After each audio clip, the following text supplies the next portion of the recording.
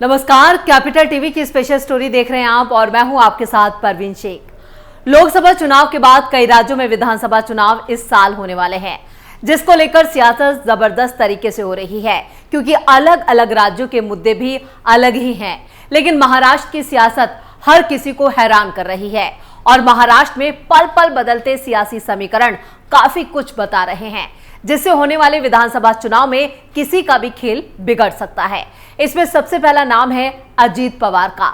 जी हां, वही अजीत पवार जिन्होंने अपने चाचा से बगावत करके पार्टी को दो फाड़ कर दिया और एनडीए में शामिल हो गए। लेकिन अब कयास लगाए जा रहे हैं कि अजीत पवार का एनडीए से भी पत्ता साफ हो सकता है, क्योंकि एनडीए में उन लोगों को ही रखा जाता है जिनसे पार्टी को मजबूती मिले। और अभी हाल ही में हुए लोकसभा चुनाव में अजीत पवार की वजह से एनडीए को कुछ खासा फायदा नहीं मिला।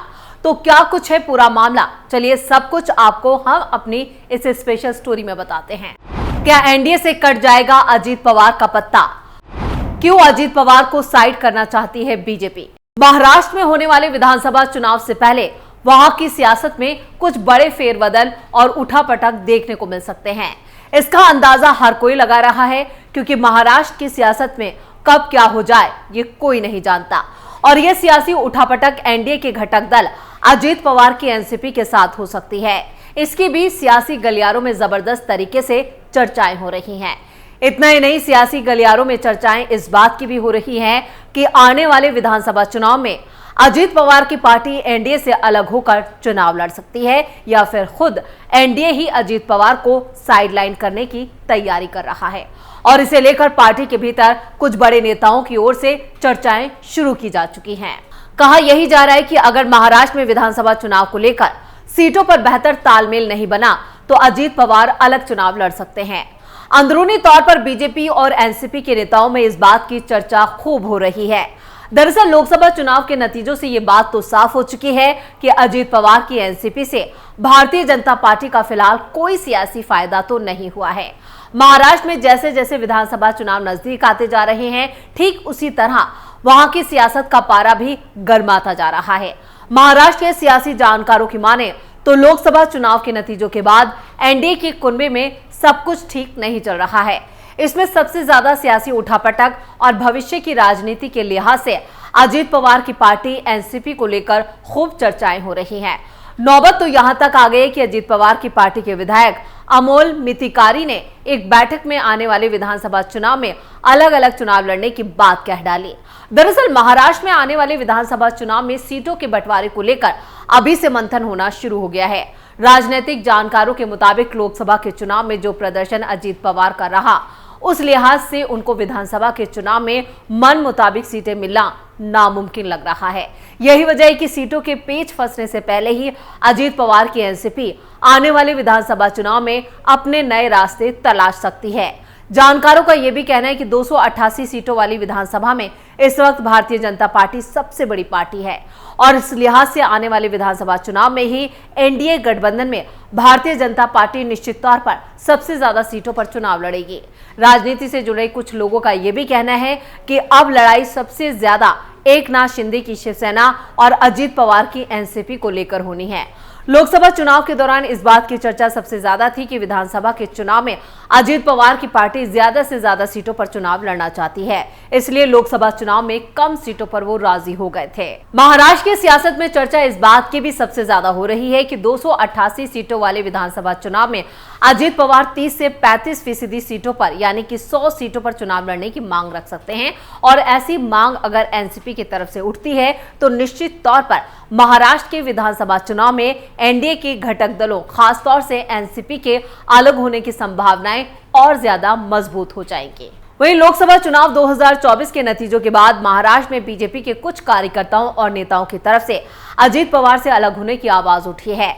बीजेपी के वरिष्ठ नेता बताते हैं कि ये बात बिल्कुल तय है कि सीटों पर अगर कोई नाजायज मांग उठती है तो सबसे पहले उसको मिल बैठकर सुलझाने की कोशिश होगी और इसके इतर अगर कोई जिद जैसी स्थिति दिखती है तो फिर फैसला केंद्रीय नेतृत्व की तरफ से निश्चित तौर पर लिया जाएगा। हालांकि महाराष्ट्र में लोकसभा चुनाव के प्रभारी रहे और उत्तर प्रदेश के पूर्व मुख्यमंत्री डॉक्टर दिनेश शर्मा के मुताबिक उनका महाराष्ट्र में जो गठबंधन है वो आगे भी जारी रहेगा।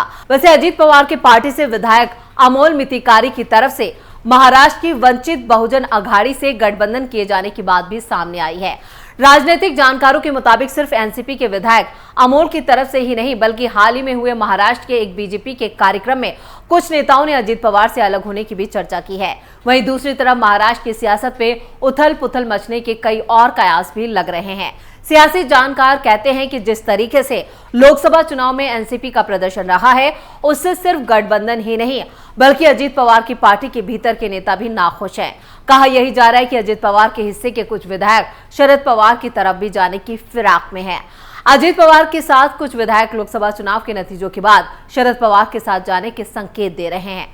सूत्रों के मुताबिक इस बात की जानकारी और सियासी हलचल अजीत पवार के एनसीपी को भी हुई है। यही वजह है कि आने वाले विधानसभा चुनाव में ज्यादा से ज्यादा सीटों की मांग की चर्चा पार्टी के भीतर उठने लगी है, ताकि ये संदेश दिया जा सके कि आने वाले विधानसभा चुनाव में अजीत पवार की एनसीपी पूरी मजबूती के साथ सियासी मैदान में उतरने वाली है। वैसे आपको बता दें, जब लोकसभा चुनाव का रिजल्ट आया तो उसके बाद महाराष्ट्र में अजीत पवार की एनसीपी को लेकर सवाल उठने लगे थे, तो उस वक्त शरद पवार गुट ही उनके बचाव में उतर आया था। तो चर्चाएं होने लगी कि क्या अजीत पवार दोबारा से शरद पवार के साथ हो जाएंगे। दरअसल बीजेपी और एनसीपी के बीच इस बात को लेकर घमासान मचा हुआ था कि किसके चलते किसे नुकसान हुआ। आरएसएस नेता रतन शारदा के लेख के बाद बीजेपी के कुछ विधायकों ने भी अजीत पवार पर सवाल उठाए थे।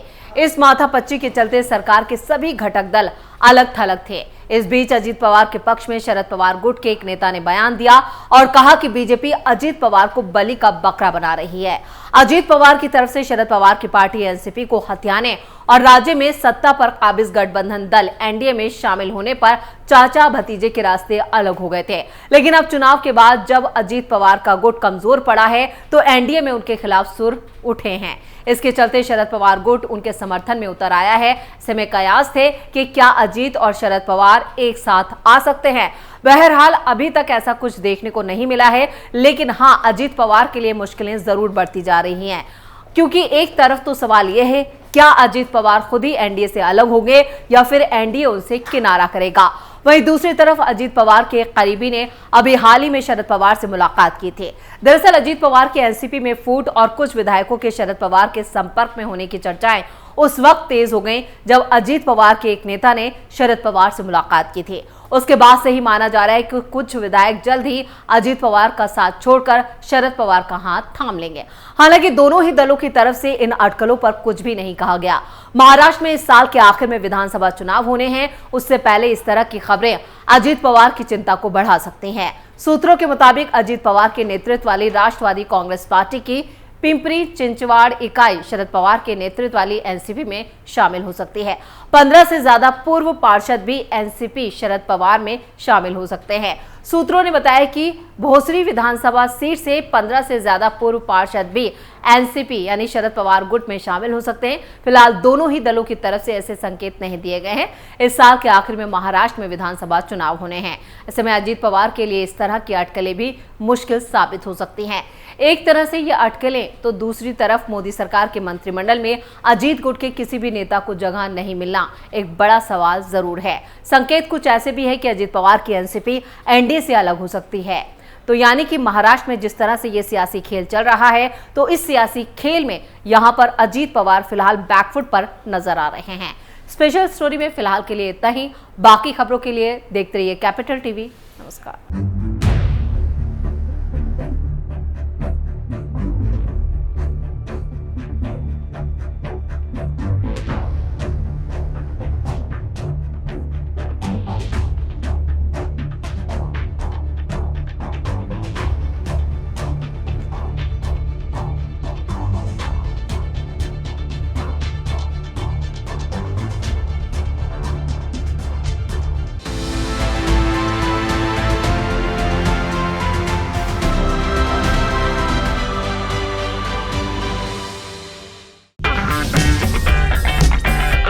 अगर आपको हमारा वीडियो पसंद आया हो तो इसे लाइक करें, हमारे चैनल को सब्सक्राइब करें और हाँ, बेल आइकन दबाना ना भूलें ताकि आप तक हमारे वीडियो की नोटिफिकेशन पहुंचती रहे। आप अपना सुझाव हमें कमेंट बॉक्स में दे सकते हैं। हमारे साथ जुड़ने के लिए शुक्रिया।